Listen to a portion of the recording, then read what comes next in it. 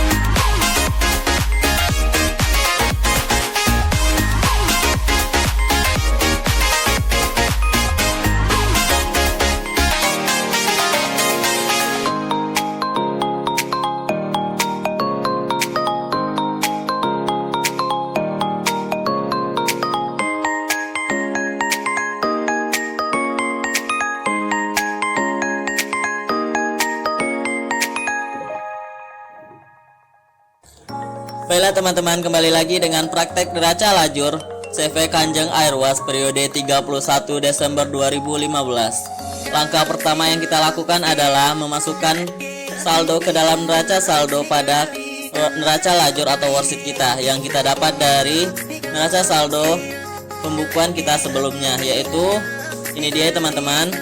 Dapat kita lihat itu saldo akhirnya 17.500. Langsung saja kita masuki ke neraca saldo di posisi debit. Yang pertama adalah kas sebesar 36.700. Yang berikutnya adalah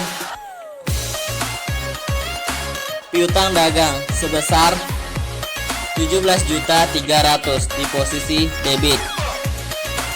Dan berikutnya adalah penyisihan pihutang tak tertagih, yaitu sebesar 0 rupiah. Tidak ada ya teman-teman. Lanjut, berikutnya adalah sewa dibayar di muka sebesar 24 juta.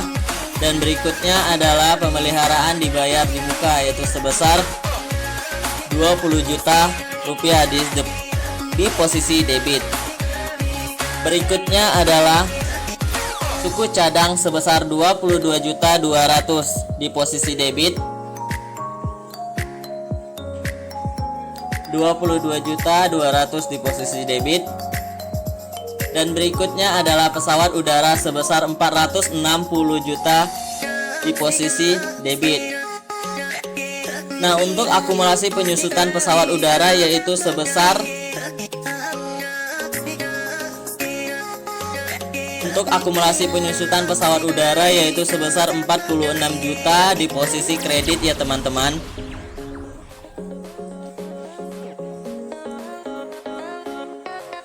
Berikutnya wesel bayar sebesar 280 juta di posisi kredit juga ya teman-teman.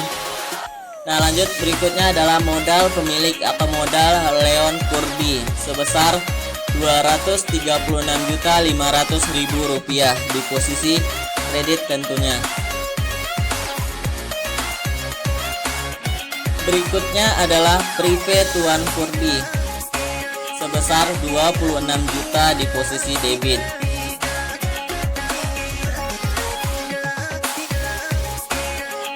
Nah, berikutnya adalah pendapatan dari penumpang, yaitu sebesar Rp100.038.000 di posisi kredit. Berikutnya kita masuki beban, yaitu beban pertama beban minyak dan gas sebesar Rp37 juta di posisi debit, dan beban gaji sebesar Rp42 juta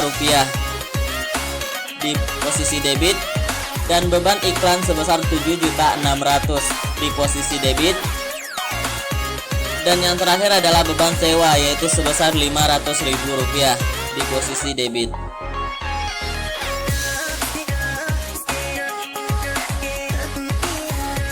Nah, ini dia teman-teman untuk saldo akun pada kolom neraca saldo di neraca lajur yang kita kerjakan.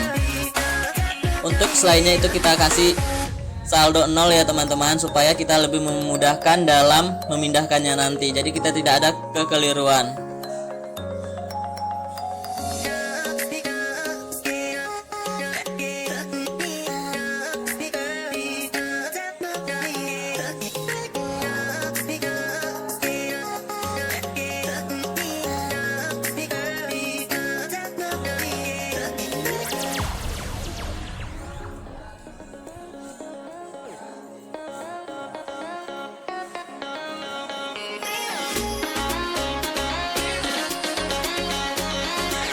Nah, langkah berikutnya adalah kita jumlahkan saldo debit dan kredit, yaitu langsung saja sama dengan sum, kita blok dari atas sampai ke bawah, kemudian enter. Nah, itu dia ya teman-teman saldo di debit, yaitu sebesar Rp700.500.000, dan di kredit juga seperti itu. Dan balance ya teman-teman, langsung saja ke jurnal penyesuaian atau kolom penyesuaian. Nah, ini kita dapat dari penyesuaian yang telah kita buat sebelumnya. Langsung saja kita masuki yang pertama, yaitu sebesar 24 juta untuk beban sewa, dan lawannya adalah sewa dibayar di muka, yaitu sebesar 24 juta juga ya teman-teman, dan di posisi kredit. Nah, untuk penyesuaian kedua adalah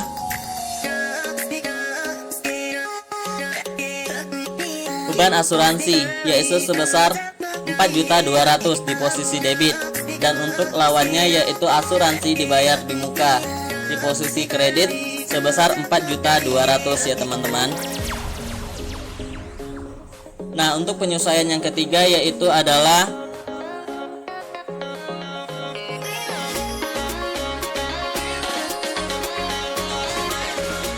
beban pemeliharaan, yaitu sebesar 33 juta di posisi debit, dan untuk lawannya adalah pemeliharaan dibayar di muka. Pemeliharaan dibayar di muka ya teman-teman, otomatis untuk di posisi kredit sebesar 33 juta rupiah. Kita masuki ya teman-teman, pemeliharaan dibayar di muka sebesar 33 juta rupiah. Nah, penyesuaian yang berikutnya adalah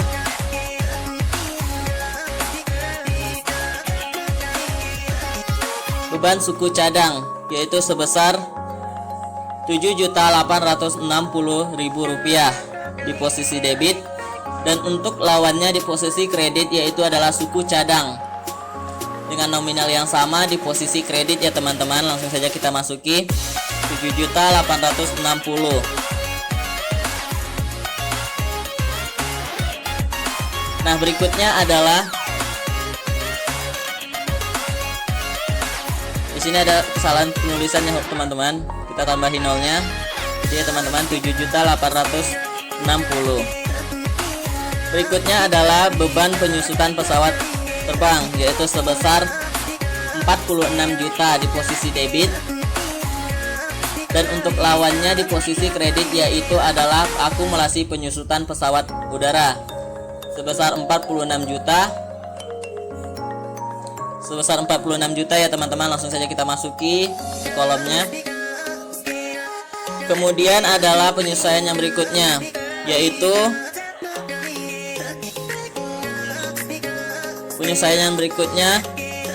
beban bunga. Beban bunga sebesar 25.200 di posisi debit ya teman-teman. Dan untuk beban bunga itu lawannya adalah utang bunga ya teman-teman. Soalnya itu sudah pasti beban akan menimbulkan utang bunga sebesar 25.200.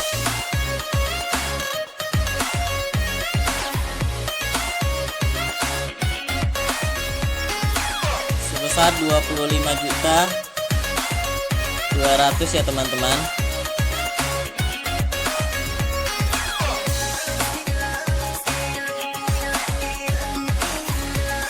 Langsung saja kita masuki. Nah, berikutnya adalah pendapatan dari penumpang yaitu sebesar 12 juta, dan untuk lawannya itu adalah pendapatan diterima di muka sama 12 juta di posisi kredit ya teman-teman. Nah, berikutnya adalah beban gaji, beban iklan sebesar 2 juta di posisi debit, dan untuk di posisi kreditnya itu adalah iklan dibayar di muka sebesar 2 juta ya teman-teman. Langsung saja kita masuki sebesar 2 juta. Ya, itu dia.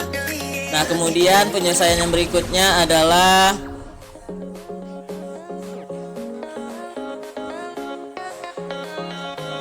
beban piutang tak tertagih yaitu sebesar Rp346.000. Dan untuk lawannya di di kredit itu adalah penyisihan piutang tak tertagih dengan nominal yang sama yaitu Rp346.000. Nah, semuanya sudah selesai ya teman-teman. Langsung saja kita totalkan. Itu sama dengan sum, kita blok dari atas sampai ke bawah kemudian enter. Nah, itu dia ya teman-teman untuk saldo di debit. Dan kita lihat apakah balance dengan yang kredit. Ternyata tidak balance ya teman-teman, soalnya di situ ada kita salah penulisan nominal atau memasukkan nominal yaitu pada utang bunga yang seharusnya itu adalah utang bunga yang seharusnya itu 25.200.000. Di situ kita bikin 52.200.000 ya teman-teman. Terjadi salah pengetikan.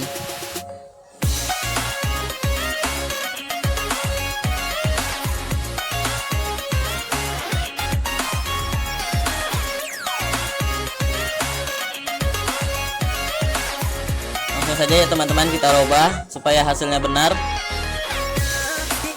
25.200.000. Nah, sudah balance ya teman-teman, yaitu saldonya sebesar Rp154.606.000. Nah, sama ya teman-teman dengan jurnal penyelesaian sebelumnya kita telah kerjakan. Nah, berikutnya adalah pengisian neraca saldo setelah penyelesaian yang kita dapat dari neraca saldo dikurangi atau ditambah dengan penyelesaian.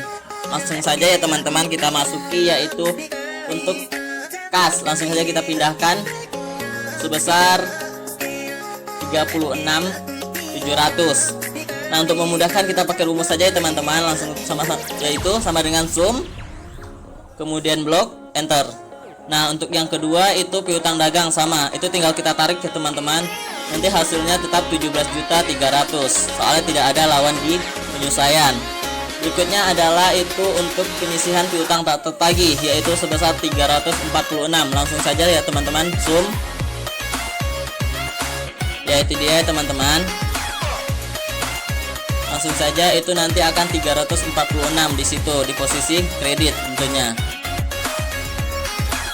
Kita pakai rumus ya teman-teman biar kitanya tidak mengetik kembali.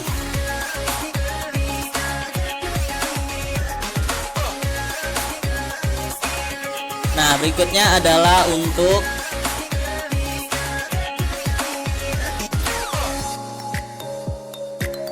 sewa dibayar di muka. Nah, di sini sewa dibayar di muka ada di saldo debit 24 juta dan di saldo penyesuaian di kredit 24 juta. Otomatis debit dikurang kredit, otomatis saldonya jadi 0 ya teman-teman. Nah, berikutnya adalah asuransi dibayar di muka, yaitu sebesar 3 juta di posisi debit. Nah, selanjutnya adalah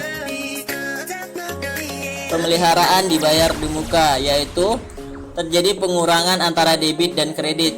Di debit sebesar 20 juta dan di kredit sebesar 33 juta. Nah, saldonya itu minus 13 juta. Otomatis kita letakkan di kredit ya teman-teman. Kemudian itu adalah 2 juta. Langsung saja kita pindahkan. Kemudian itu 14 juta 340. Kita dapat dari suku cadang di debit dan di kredit, terjadi pengurangan ya teman-teman. Nah, berikutnya itu adalah pesawat udara, yaitu sebesar 460 juta. Langsung saja kita pindahkan ya teman-teman, soalnya di penyusuan tidak ada. Nah, berikutnya itu ya adalah akumulasi penyusunan pesawat udara, yaitu terjadi penambahan kredit, yaitu sebesar 92 juta. Langsung saja teman-teman, yaitu dia 92 juta. Nah, berikutnya adalah wesel bayar, yaitu langsung saja teman-teman kita tarik dari atas supaya rumusnya sudah otomatis. Langsung saja itu dia 280. Langsung saja ya teman-teman kita tarik sampai ke bawah sampai 236 juta 500, yaitu modal harian Kurdi. Nah, berikutnya adalah prive Leon Kurdi, yaitu sebesar 26 juta. Langsung saja kita pindahkan dan masukin ke rumus supaya kita tidak repot lagi ya teman-teman. Nah, berikutnya adalah pendapatan dari penumpang. Di sini ada debit dan kredit, terjadi pengurangan ya teman-teman. 138 dikurang 12 juta. Nah, totalnya adalah 126 juta di posisi kredit ya teman-teman. Nah, berikutnya adalah untuk beban. Untuk beban ini kita tinggal memindahkan dari neraca saldo yang di debit dan penyelesaian juga di debit. Itu kita tinggal memasukkan ke dalam rumus sama dengan sum, kemudian kita blok, kemudian enter. Kemudian kita tinggal tarik ya teman-teman sampai ke bawah. Nah, itu dia. Nah, berikutnya adalah kita totalkan sama dengan sum, kita blok dari atas sampai bawah, enter. Nah, kemudian untuk kredit juga seperti itu ya teman-teman. Nah, di sini terjadi tidak balance, otomatis ada yang salah masuk kolom. Nah, kita cek kembali, yaitu pada asuransi dibayar di muka, itu seharusnya kita letakkan di posisi debit ya teman-teman.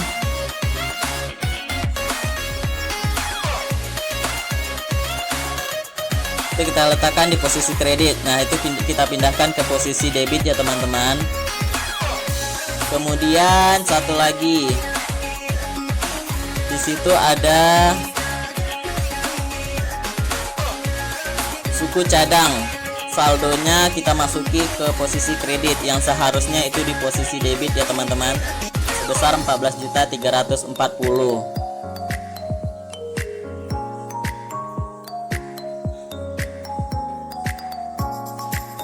Suku cadang ya teman-teman, itu posisinya kita salah memasukkan. Kita pindahkan ke posisi debit. Kita pindahkan posisi debit ya teman-teman, sebesar 14.340.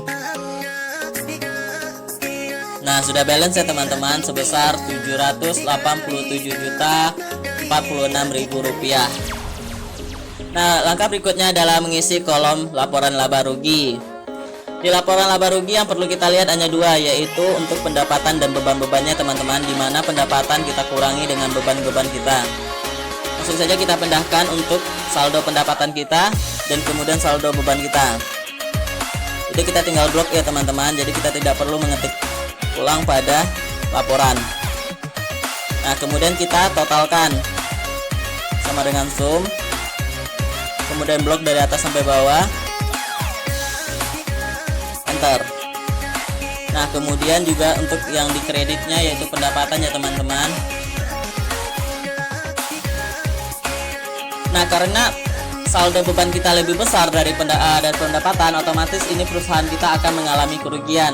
Nah, itu untuk kita menarik sumnya itu kita letakkan di posisi kredit ya teman-teman. Sum dikurang beban, kita kurang pendapatan, yaitu sebesar 103 juta rugi perusahaan kita ya teman-teman. Kita lihat. Nah, langsung saja kerugian kita tambahi dengan pendapatan kita supaya balance dengan yang di debit ya teman-teman, yaitu sebesar Rp229.706.000. Nah, berikutnya adalah untuk kolom neraca. Ini berisi akun real selain dari pendapatan dan beban ya teman-teman. Kita tinggal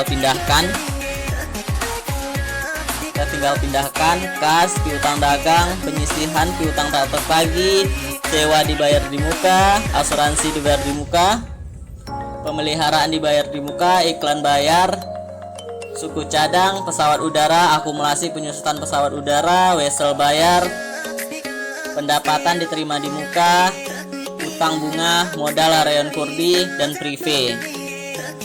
Ini kita tinggal masuk ya teman-teman. Kita pakai sistem rumus supaya kita tidak perlu mengetikkan kembali.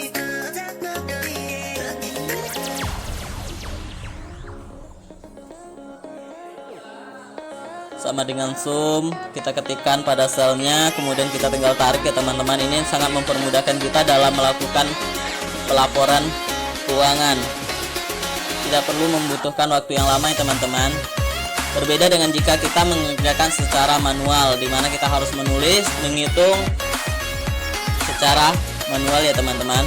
Nah, ini kita tinggal tarik, kita tinggal mengetikkan rumus, dan kita telah mendapatkan hasilnya. Nah, untuk terakhir yaitu adalah prive, yaitu sebesar 26 juta. Enter. Nah, kemudian untuk saldonya sama, yaitu teman-teman sama dengan sum, kemudian kita blok dari atas sampai bawah. Enter. Nah, untuk di posisi kredit juga kita tinggal tarik ya teman-teman. Nah, karena perusahaannya rugi, itu otomatis untuk kolom neraca di posisi debit kerugiannya ya teman-teman, yaitu sebesar Rp103.706.000. Nah, langsung saja kita totalkan ya teman-teman. Apakah balance untuk neraca di debit dan dari neraca di kredit? Kita tarik ya teman-teman, yaitu balance ya teman-teman, sebesar Rp661.048.000. Nah, pekerjaan kita selesai ya teman-teman. Di sini adalah neraca kita.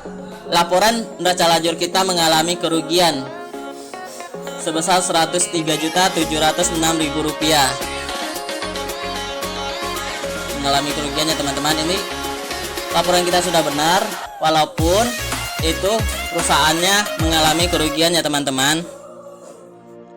Baiklah, kesimpulan praktek video kali ini. Neraca saldo adalah suatu kertas yang memiliki kolom-kolom berlajur yang dirancang untuk menghimpun semua data akuntansi pada saat perusahaan akan melakukan laporan keuangan. Pada contoh praktek kali ini, yaitu laporan neraca lajur CV Kanjeng Airwas pada periode akuntansi 31 Desember 2015. Di mana dalam laporan neraca lajur tersebut CV Kanjeng Airwas mengalami kerugian pada saat bertransaksi atau beroperasional pada periode akuntansi berjalan. Di mana dalam laporan laba rugi CV Kanjeng Airwas memiliki tingkat pendapatan yang lebih rendah ketimbang beban-beban yang harus dibayar oleh perusahaan, yaitu mengalami kerugian sebesar Rp103.706.000, di mana diperoleh dari pengurangan pendapatan sebesar Rp126 juta dengan jumlah total beban sebesar Rp229.706.000. Walaupun perusahaan mengalami kerugian, bukan berarti proses pembukuan yang telah kita lakukan salah. Yang terpenting, kita sudah melakukan semua sesuai prosedur dan langkah pembukuan. Sekian penyampaian dan praktek neraca lajur dari saya, Rian Hidayat. Lebih dan kurang saya minta maaf. Terima kasih.